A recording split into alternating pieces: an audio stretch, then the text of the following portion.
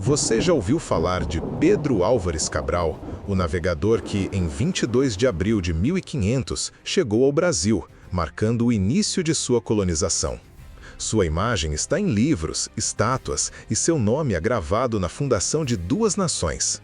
Mas e se eu te dissesse que a história oficial esconde um vazio, um mistério sobre os últimos anos desse homem tão importante?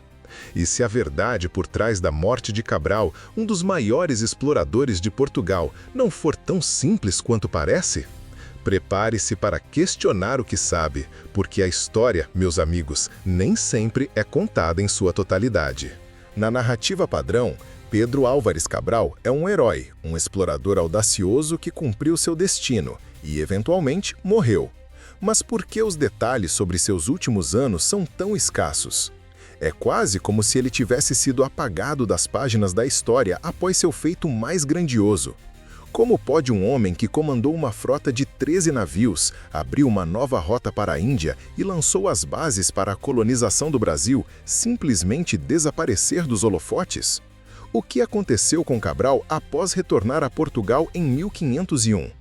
Ele foi recompensado, marginalizado ou silenciado? Este vídeo é uma jornada investigativa para tentar preencher as lacunas e desvendar os mistérios por trás da vida e da morte de Pedro Álvares Cabral, o homem que abriu um novo capítulo para Portugal e o Brasil. Após o retorno de sua expedição em 1501, Pedro Álvares Cabral foi recebido como herói.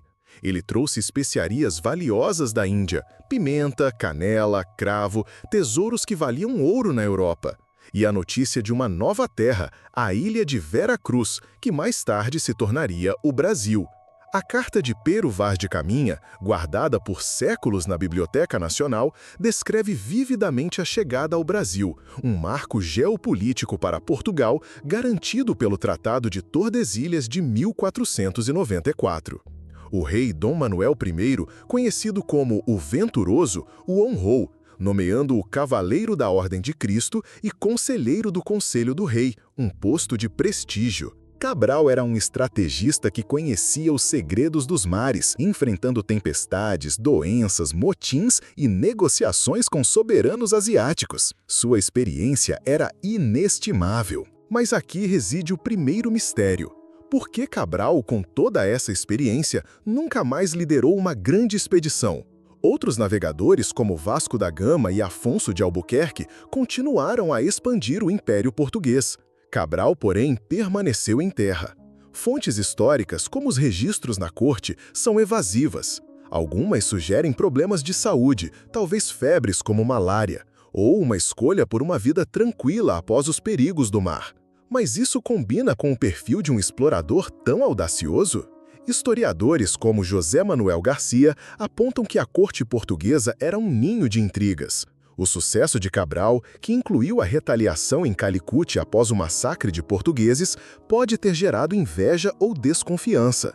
Um desentendimento com o rei, relatado em arquivos históricos, ocorreu quando Cabral se opôs à nomeação de Vicente Sodré para um comando autônomo em 1502. Levando à sua exclusão da próxima expedição, liderada por Vasco da Gama. Em 1514, Afonso de Albuquerque tentou reconciliá-lo com Dom Manuel, mas sem sucesso. Teria o rei, astuto, afastado Cabral para favorecer outros navegadores ou evitar controvérsias? A ascensão de Albuquerque, que consolidou o Império no Oriente, pode ter ofuscado Cabral, cuja descoberta do Brasil, embora monumental, era menos prioritária na época. A monarquia precisava de resultados, e às vezes a imagem de um herói intocado era mais útil em terra do que arriscando-se no mar. Após 1501, Cabral casou-se com Isabel de Castro, em 1503, uma nobre influente, e teve pelo menos 4 filhos, possivelmente 6, com algumas filhas ingressando em ordens religiosas.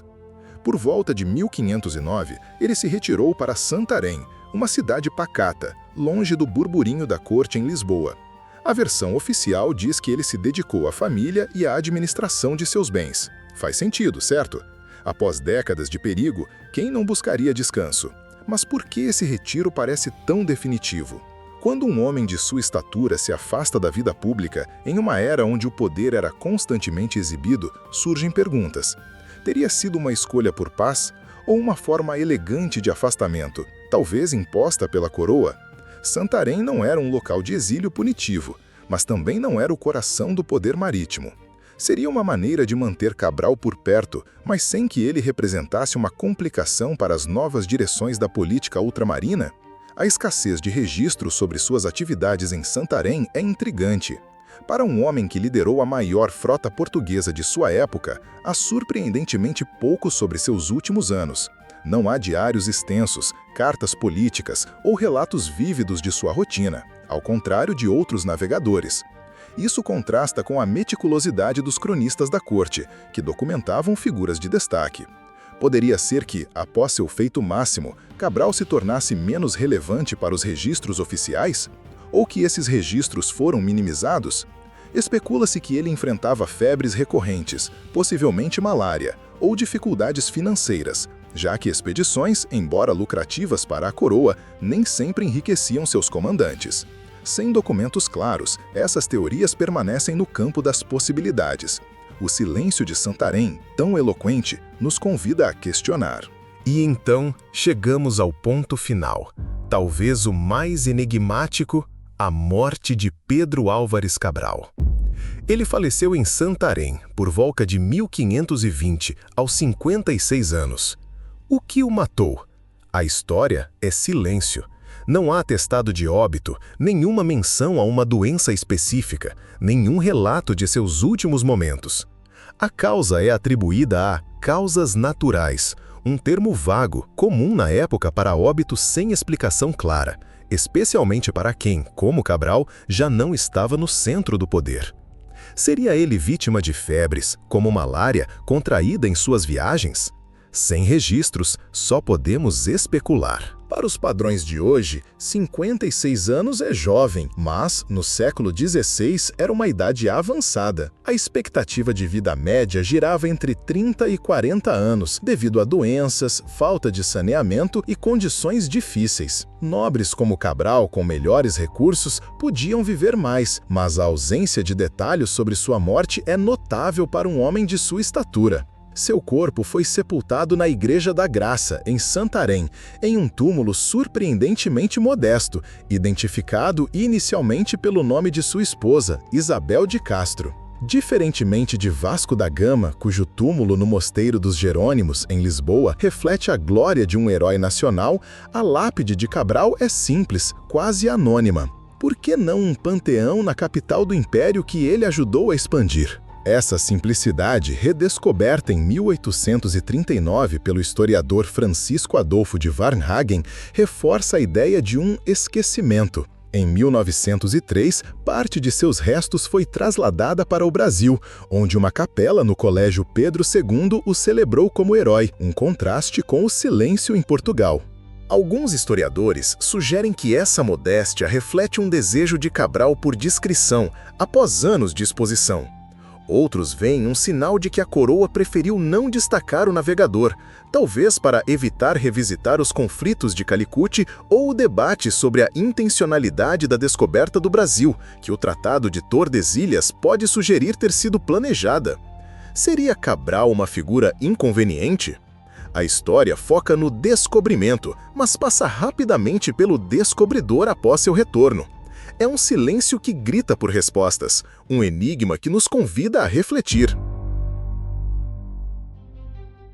A história de Pedro Álvares Cabral, especialmente seus anos finais, nos lembra que a narrativa histórica é muitas vezes uma construção. Não é apenas o que se conta, mas o que se omite ou simplifica. No caso de Cabral, crucial para a formação de duas nações, a ausência de detalhes sobre seus últimos anos é mais que uma curiosidade, é um indício de que algo pode ter sido deixado de lado. No Brasil, sua figura foi resgatada no século XIX por Dom Pedro II, que, buscando uma identidade nacional, patrocinou pesquisas que culminaram na redescoberta de seu túmulo em 1839. Em Portugal, porém, Vasco da Gama foi priorizado, sua rota direta para a Índia mais valiosa na época. Pode ser que a coroa portuguesa, ao consolidar seu império, preferisse uma imagem limpa de seus heróis, sem as complexidades das intrigas ou dos percalços de Cabral na Índia. Sua personalidade forte e os conflitos de sua expedição talvez não se encaixassem na narrativa idealizada. É preciso ir além dos livros didáticos, questionar os silêncios e buscar as entrelinhas, como a carta de Pero Vaz de Caminha ou os registros da corte, disponíveis na Biblioteca Nacional. Quantos outros heróis tiveram suas histórias ajustadas para servir a propósitos políticos, sociais ou culturais?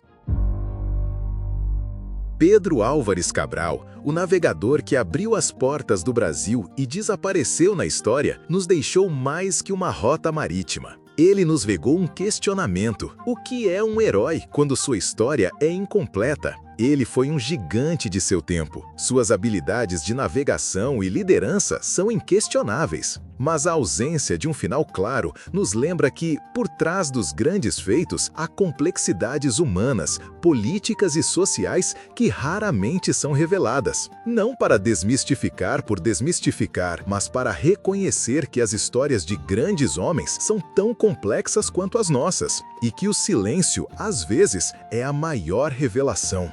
E aí, o que você acha sobre a morte misteriosa de Pedro Álvares Cabral? Você acredita nas teorias de intriga e afastamento ou vê apenas um retiro natural? Sua opinião é muito importante para nós. Comente aqui embaixo o que descobriu ou suas hipóteses sobre esse enigma da história. Aproveita e manda este vídeo para aquele amigo que adora um bom mistério e desvendar segredos históricos. Para nos ajudar a continuar com mais conteúdos como este, deixe seu like, inscreva-se no canal e ative o sininho para não perder nossos vídeos. Agora, para continuar essa jornada pelo passado e entender outros segredos das grandes navegações, confira o vídeo aqui na tela. Clica nele que te vejo lá.